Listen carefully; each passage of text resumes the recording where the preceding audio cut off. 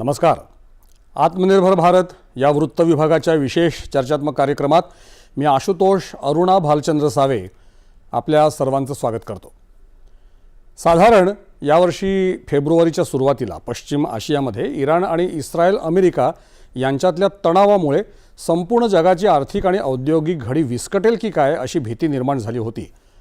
जगातल्या एकूण खनिज तेलाच्या पुरवठ्यापैकी सुमारे 20% आणि भारताच्या गॅस आयातीपैकी तब्बल 90% पुरवठा हा हॉर्मुझच्या सामुद्रधुनीतून होतो.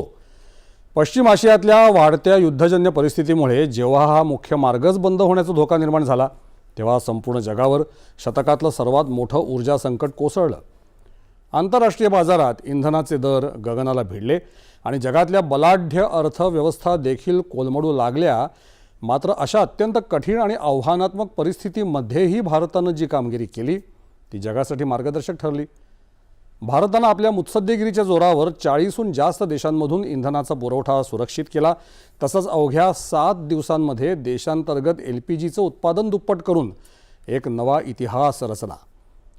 जागतिक मंदी आणि महागाईचा फटका देशातल्या सर्वसामान्य नागरिकांना बसू नये म्हणून सरकारनं कोट्यवधी रुपयांचा आर्थिक भार स्वतः सोसला.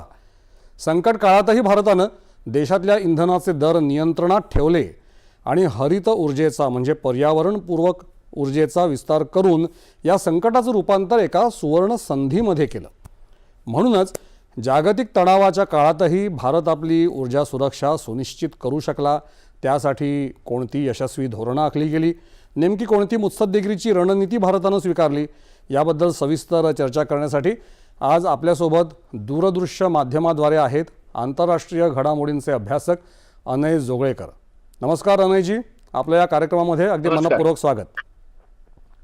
नमस्कार. आपण बघतोय की फेब्रुवारी 2026 मध्ये जेव्हा इराणवरच्या हल्ल्यांमुळे